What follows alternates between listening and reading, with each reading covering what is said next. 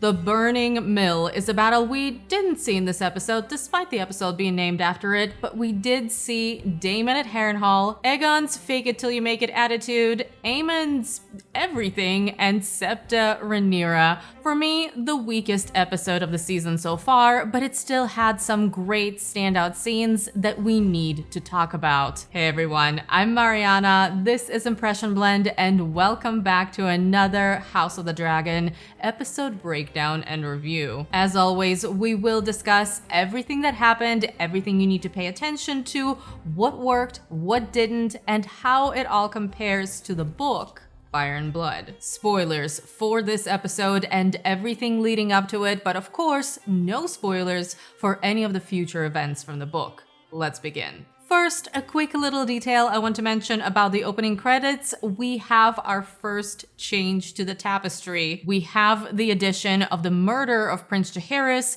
and the dead ratcatchers who were hanged by Aegon last episode. The history remembers the brutality on both sides, something we talked about in my previous video, and it is a big theme of the Dance of the Dragons overall. No side is better than the other, and as the war goes on, everyone loses, including the innocents. The cost of war and the impact of war is something the show has been warning us about for a while now, and that is why we're spending so much time with these characters weighing their decisions and trying to figure out if there is a chance that they could avoid a full-scale conflict. The biggest illustration of this idea we've seen to date is the opening scene of the episode, the Brackens versus the Blackwoods, the escalation of an old generational feud that is now gaining even more fuel with the Blackwoods declaring for Rhaenyra and the Brackens declaring for Aegon, resulting in a full-on battle. Also, fun fact, if you remember from season 1 when Rhaenyra is looking for a husband,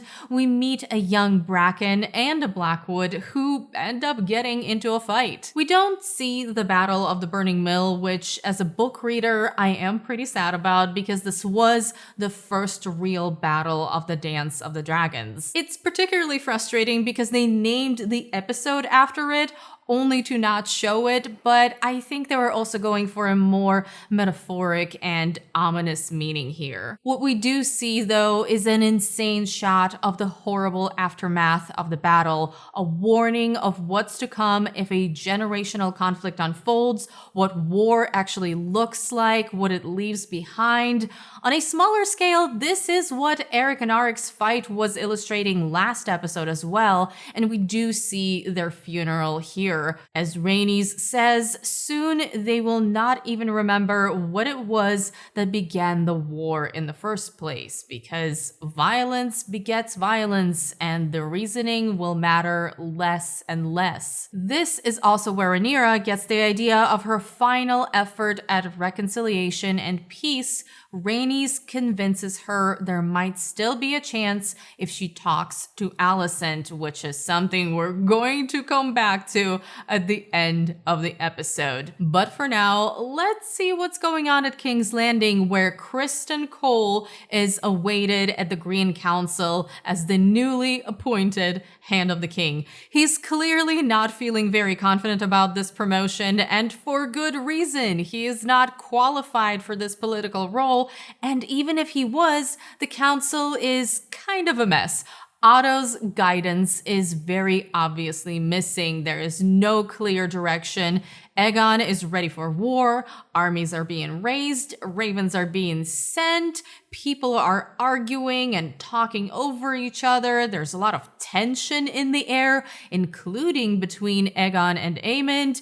Even the Kingsguard is a joke since Aegon decided to appoint his buddies from episode 1 as new knights, and it's clear they're not really taking any of this seriously. It's not great. The scene is great, even though it's a bit short. I always love watching the council scenes. The situation for the Greens, though, not great. They don't seem like they know what they're doing. But as we see later, the Black Council is doing even worse, so this war is off to a solid start. Criston Cole actually decides to be useful though and take control of the situation. His plan is to deal with the situation in the Riverlands, including what's going on with the remaining Blackwoods and Brackens, and to take Harrenhal, which is a good plan, except for we know that Daemon is already there. We'll see how all of this pans out for Sir Crispin. As he's about to leave with his men, we meet Gwaine Hightower,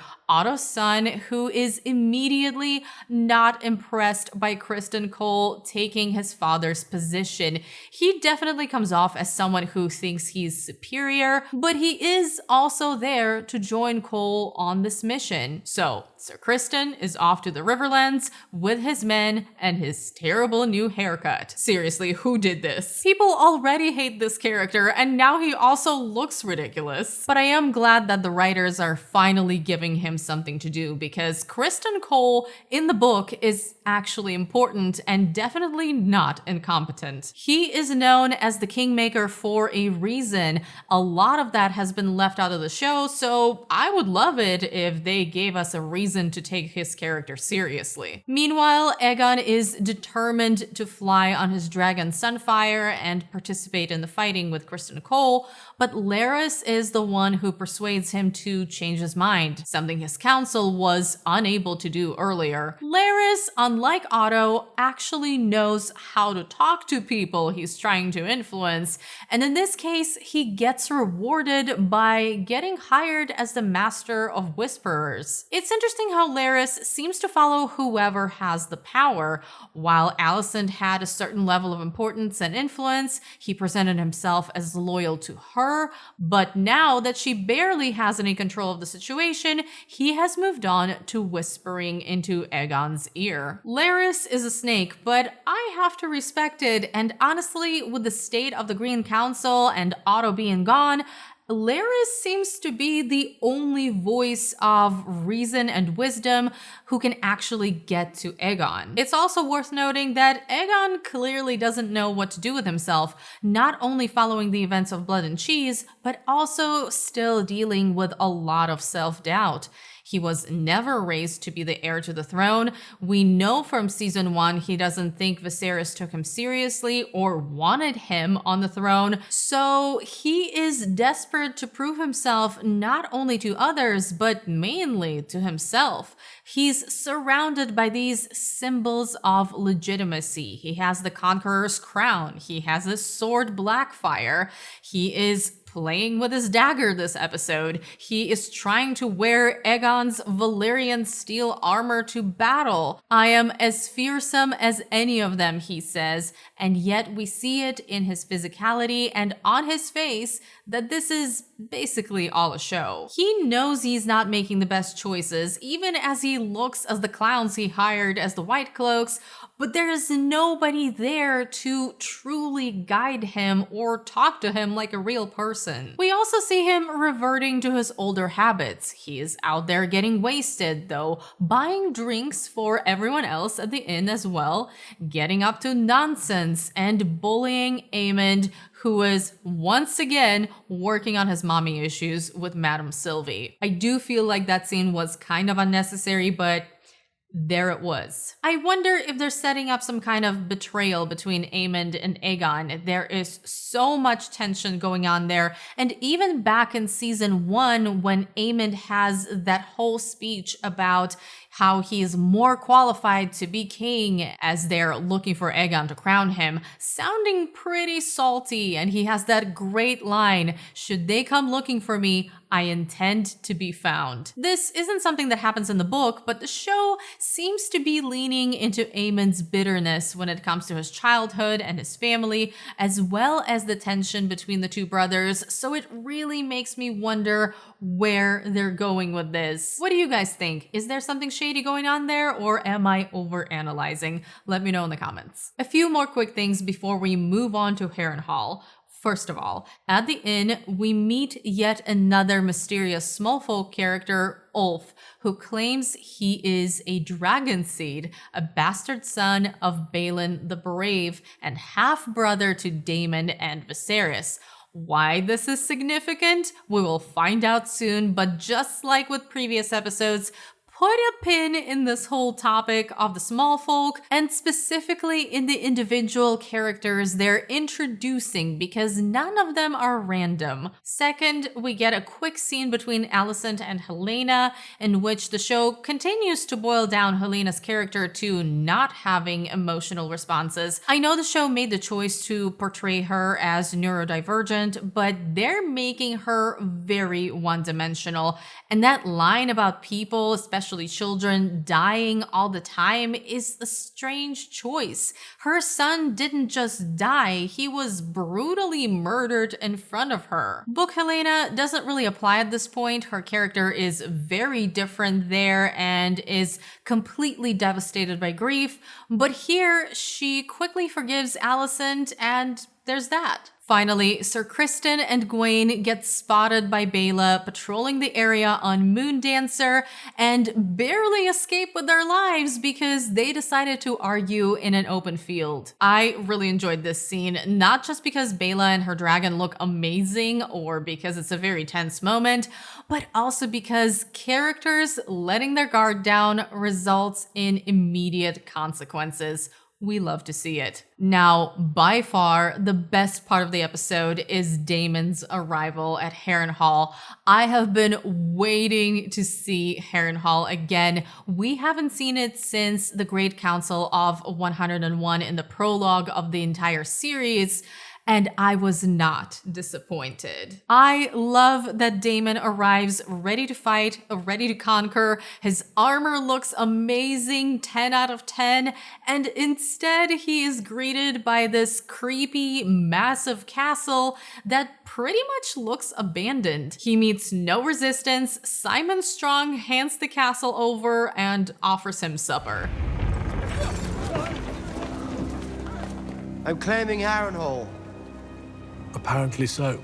The way this sequence is filmed feels like something straight out of a medieval horror story. This castle is rumored to be haunted and cursed, and you immediately get that feeling. It's damp, dark, and eerie. There are bats, there are weird sounds and echoes. I love that they chose to film this at night, which allowed for some gorgeous silhouette lighting. It's definitely the case of the location is a character, and they absolutely nailed it. We also get a lot of lore in this portion of the episode, which was lovely. We are reminded of Aegon burning the castle. We are reminded why this is an important location as the largest castle in the Seven Kingdoms, and a castle in the Riverlands that's actually large enough to house an army. Lots of important dialogue here, but also the interaction on its own is fun, with Daemon insisting on being addressed as Your Grace, since he's king consort, and describing the Iron Throne as... It's a big chair made of swords. We also meet a very mysterious character, Alice Rivers. We don't know much about her just yet in the show, but let me read you the description from the book. Who was this woman? A serving wench who dabbled in potions and spells, says Munkin. A woods witch, claims Septon Eustace. A malign enchantress who bathed in the blood of virgins to preserve her youth, Mushroom would have us believe. Was she, in truth, a witch who lay with demons, bringing forth dead children as payment for the knowledge they gave her? Was she a simple-minded slattern, as Eustace believes? A wanton who used her poisons and potions to bind men to her body and soul. I can't wait to see what they do with her. But at the moment, she and the castle seem to be giving Daemon some strange visions. First, he hears someone humming and comes upon a young Rhaenyra who is sewing the head of Prince Jaehaerys back on, saying he is always coming and going while she remains to deal with the consequences. Then suddenly he's in front of a weirwood tree and Alice Rivers says, you will die in this place. And we aren't really sure if this is a vision or reality. I love that this show, unlike Game of Thrones, seems to be really embracing its magical aspects and not shying away from all of the mysterious and fantastical elements. I also love the idea that Daemon,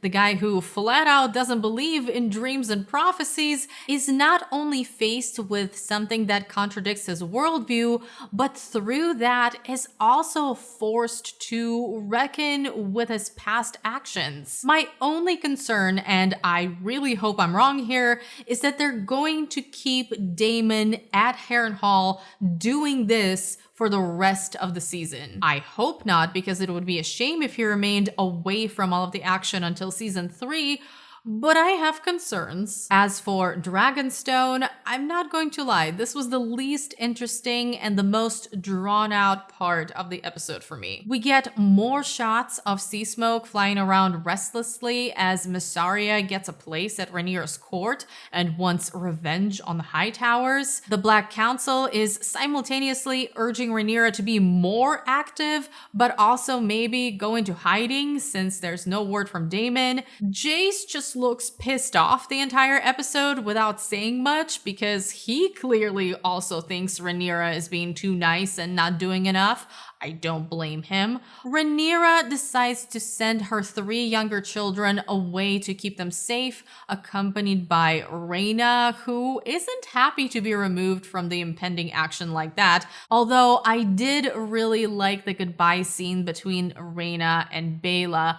I wish we actually got to know these characters better. There's also a very sweet scene between Corlys and Rhaenys, who are once again being a very wholesome couple, worrying about what's coming next. And fun fact that has been confirmed by the director of the episode, those dragon eggs you see being sent away are indeed Daenerys's eggs, as per show canon. Book readers are annoyed because this breaks book canon, but I get the desire to connect Game of Thrones and House of the Dragon through details. Does it feel a bit like fan service? It does, but at the end of the day, within the show's version of this universe, this is a small detail and I'm not going to get mad about it. We also, yet again, see how Rhaenyra is such a good mom while Alicent is such a bad mom. We get it, dear showrunners, you picked a side. But this gets us to the final scene of the episode,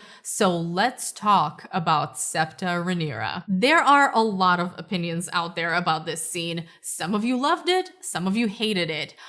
I must admit my confusion. I do not understand why this scene was written the way it was. And no, this isn't something that's even remotely in the book, although to be fair, there is no way the historians would know about this secret meeting. So we have Rhaenyra and Mysaria hatching this quick plan to smuggle Rhaenyra on a boat into King's Landing to speak with Alicent face to face as a last effort of peace talks. Apparently, King's Landing is really easy to infiltrate, and at this point I'm just wondering why they didn't smuggle in a bunch of variously dressed assassins to take out everyone who's important and end the war before it starts.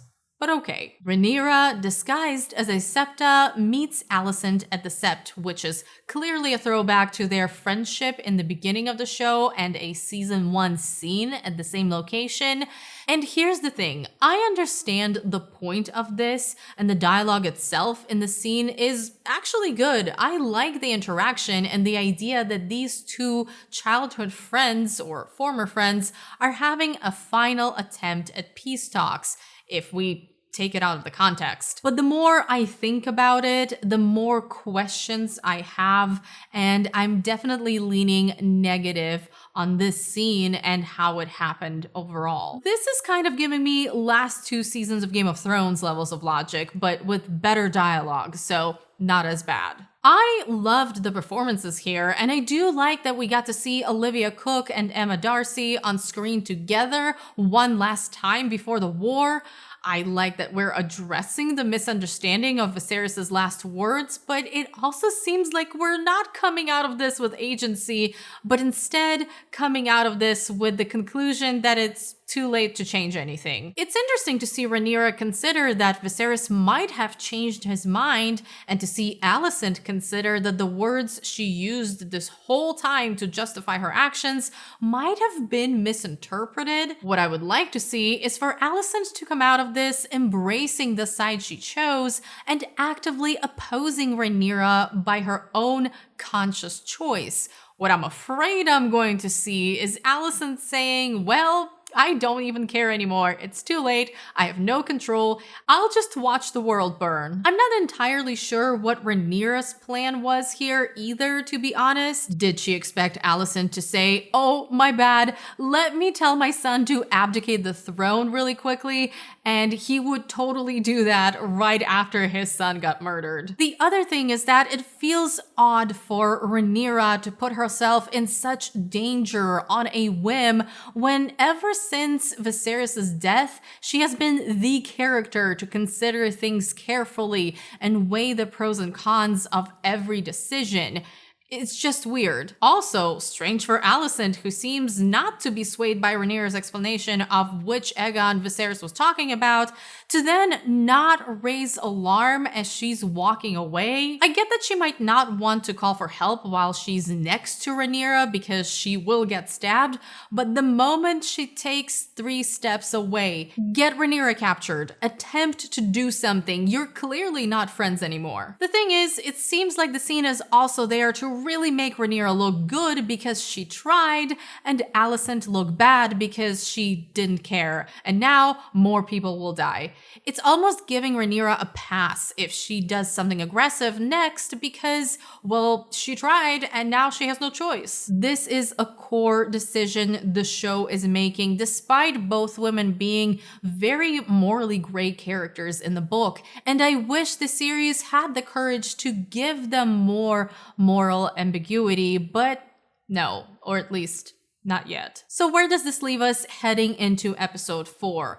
Once again, we have established that the terrible war is unavoidable. Like for sure this time, which did feel a little bit redundant to me at this point. But we are finally heading to battle because most of episode 4 will be spent on the Battle of Rook's Rest. And if they do this right, which they have to, don't fuck this up, HBO Max. But as long as they do it justice, you guys are not prepared. I am so excited to see the next episode because this battle is a big deal and dragons are going to come out to play. I'm not going to talk about what happens for obvious reasons, and we will instead discuss the potential aftermath after all of that goes down. As far as episode 3 goes though, I thought it was fine. For me, this was definitely the weakest episode of this season, and compared to how much we learned in the first 2 episodes and all of the important events that happened, big and small, this episode felt like a big portion of it was reiterating things we already knew,